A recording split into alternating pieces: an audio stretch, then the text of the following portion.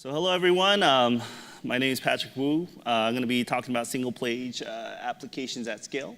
So going to turn up that flux capacitor and yeah, with 1.21 gigawatts, we should get started. But a little bit about me. I'm a software development manager at AWS. We're building something super secret, confidential stuff for a project called Beehive. And I love basketball and I love movies from the 80s. And also, we are a sponsor, so super excited to be really helping to contribute to this community. Super excited about all the speakers here, and yeah. But what do I mean by SPA at scale? Like, what do I mean by single-page applications at scale? Well, our project is about 200,000 lines of code, and this is not uglified, compressed version, but this is like pre-transpiled versions of our actual application with over 50 front-end engineers working on the project across Seattle, San Francisco, Cupertino, and Vancouver. So we have a very distributed team. We're all very, very, very excited about our launch, but we had a few bumps along the way. So let's go back in time, and I want to talk to you about our top 5 lessons learned so far. Lesson 1 was first getting to know our customers. So a lot of the times as engineers, we're working and we're like, oh, this works. And it works on my machine, it works on Chrome, I'm good, right? But actually, our customers are also on Edge, Firefox, Safari, and I just found out maybe some of them are on Beaker today. So cross-browser compatibility is an actual thing.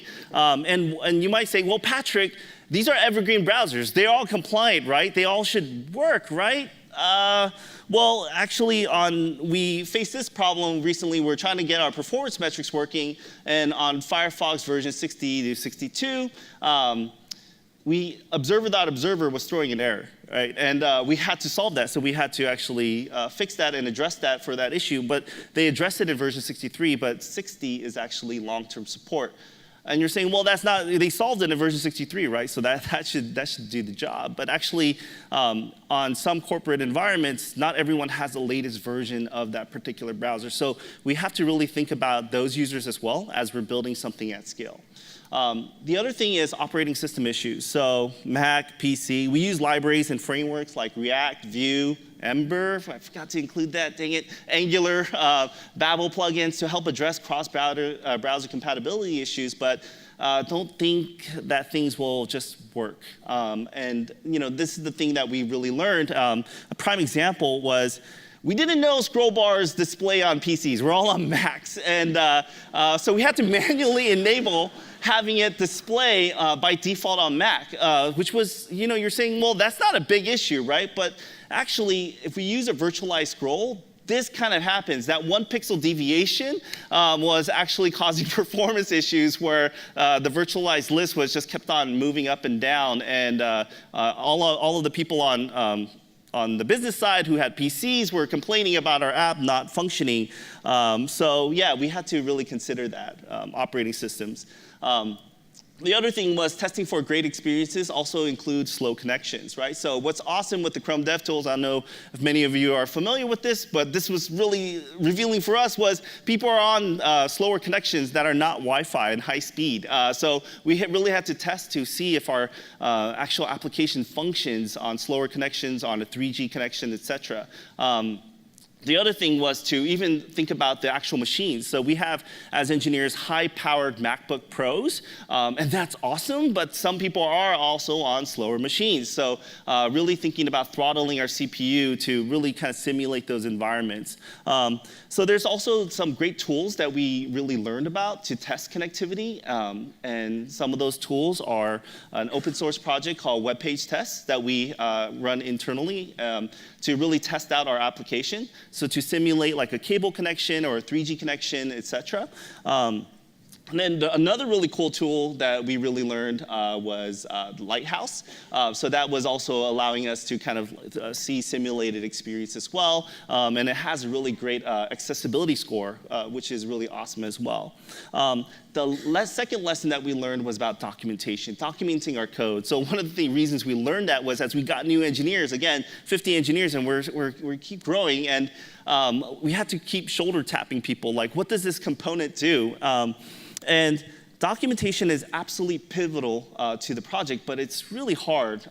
It's hard to maintain, it's hard to understand, and it's difficult to scale. Like, you would change a particular function and you wouldn't go back to your the documentation to actually update it. And that happened way too frequently. So we thought, how can we solve this problem? One of the things we introduced was, and I know some people might not like this, but we actually ended up using TypeScript. And TypeScript was actually helped us with having documentation in code, because it allows for self-documenting code by providing great IDE support, like the autocomplete on that, where for our props were pretty amazing. Type checking, misspelling a component name would help us surface those things a lot quicker. Required props provide a nice error message, and then helps us easily refactor by renaming our components. So it's not like a search and replace, but it will actually help us rename our components for the ones that we're actually working on. The other thing was that TypeScript interfaces allows us to be explicit about our component props and surface details about our components for all consumers. So one of the things that we do is we have distributed teams, and when we talk about the components that we're going to build, we talk about it through our interfaces that we first built. So that was kind of a really helpful thing for us to kind of document. So this all goes back to that awesome book that we all might have read, which is Clean Code, but the actual author of the code of this quote is Gary Bush, not Uncle Bob. And it's clean code is simple and direct, and clean code should read like well-written prose. So, and that's where we're hoping to move more towards by adopting TypeScript. But that's great for our engineering teams, but it doesn't really work for some of our business stakeholders and our designers that we work with and interact with. So how can we all be on the same page as well? So the thing that we adopted was Storybook. Storybook for our React components is it rocks, and it's super awesome. It allows us to host documentation about our components. It provides a single source of truth for designers, product owners, and our engineers.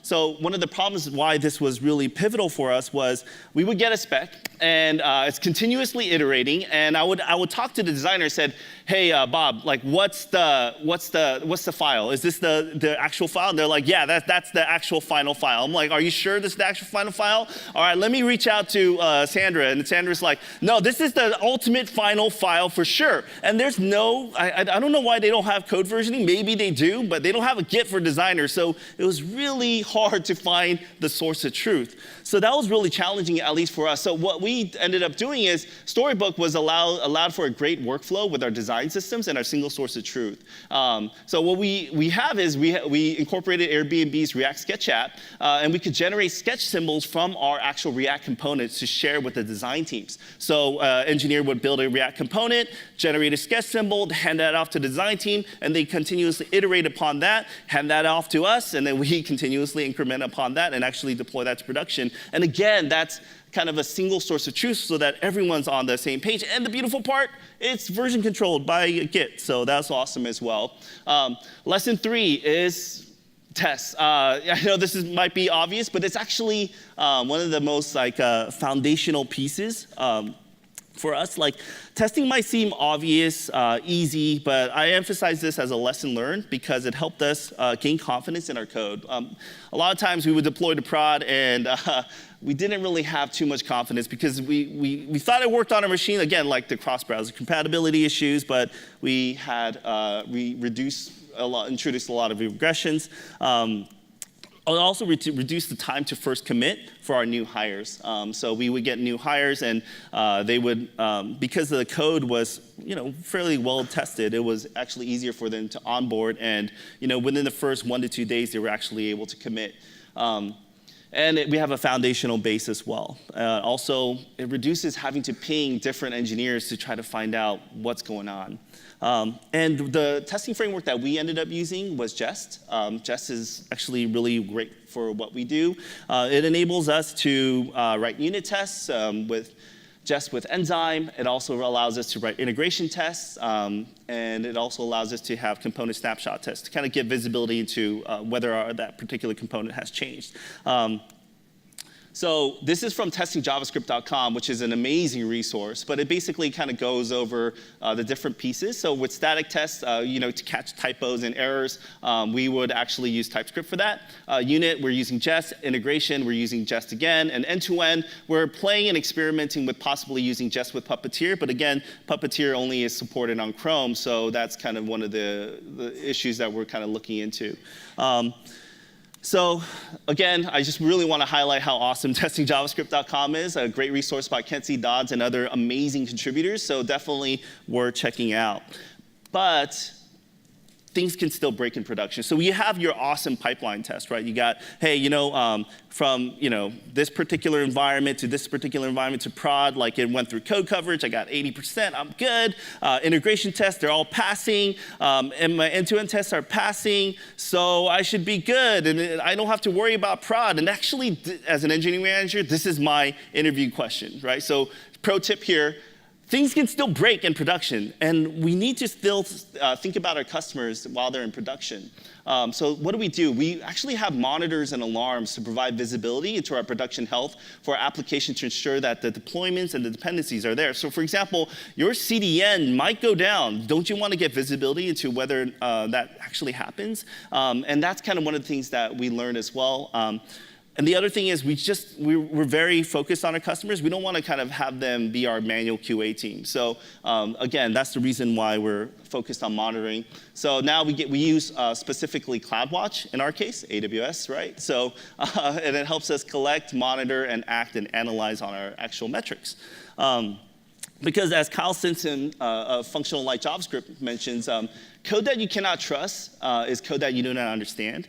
And I would say also in the same theme, code that you do not test or you haven't tested is really code that you don't really understand as well. So that's one of the things that we learned. All right. Lesson 4, YAGNI. Now, I don't know if any of you are familiar with the term, but it's a popular term coined among the engineering communities, but it means you ain't gonna need it. And as engineers, we kind of have a tendency to fall into tunnel vision. We tend to get stuck in tunnel vision over optimizing. Like this has to really, I'm trying to reduce time to interactives. I'm trying to get that first meaningful paint time down, and I'm trying to reduce, look at the memory heap. Patrick, this is ridiculous. We need to reduce this. This is, and we just kind of rat hole into this particular perspective instead of seeking feedback early and often in atomic pieces. So just like in your code reviews where you have an atomic commit and you send out a code review for that and like a pull request, whatever, and it's an atomic bite-sized piece, and you want to seek feedback early and often so that you're not creating a massive 20-page code review, right, or pull request, so that it actually helps provide context. And in the same sense, in terms of our deployments, we want to really think about the features that we're building. Yes, I do believe performance is important, but first, you got to capture metrics on that. Two, you want to get it into these tiny atomic pieces so you can get feedback early from your customers to know how to move forward. Because your customers and the business are eager to help avoiding wasting dev cycles. That's kind of the things that we learned. So all we need to do is really just stop and listen. Because who knows, you might have already built something really cool, right? One note about this slide is I always wondered, is this kid really happy that he broke the scooter? But I mean, he looks kind of happy about getting a skateboard, but again, yeah, anyways. All right.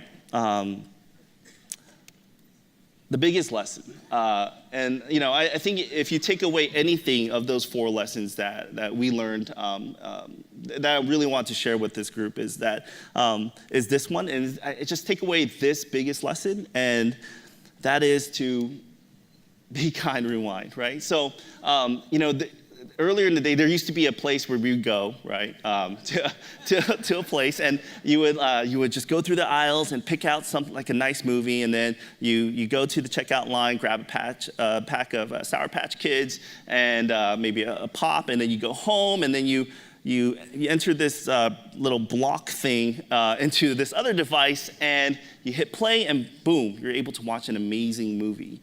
And it was awesome. And at the end of it, there's this always on this the particular thing you would see, be kind, rewind. And because you want to be thoughtful about that next person who's going to want to enjoy this movie, you would actually be kind and rewind most of the time, unless you're super lazy.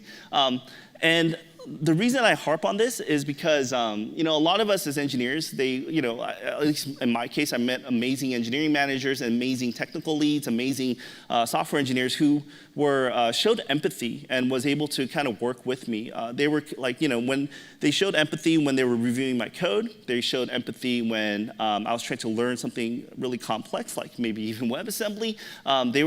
They showed empathy and compassion, and I think a lot of times maybe as these things are evolving, we might lose out on that. So one of the things I like to remind our engineering teams is to continue to show that empathy.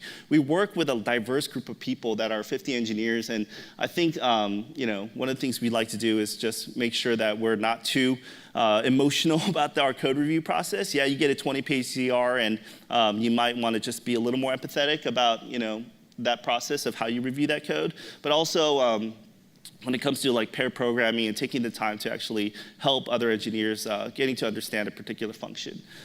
So yeah, that's the biggest lesson I hope everyone takes away from at least what I'm presenting on. And that's actually it. That's my presentation. So thank you, everyone. We're out of time.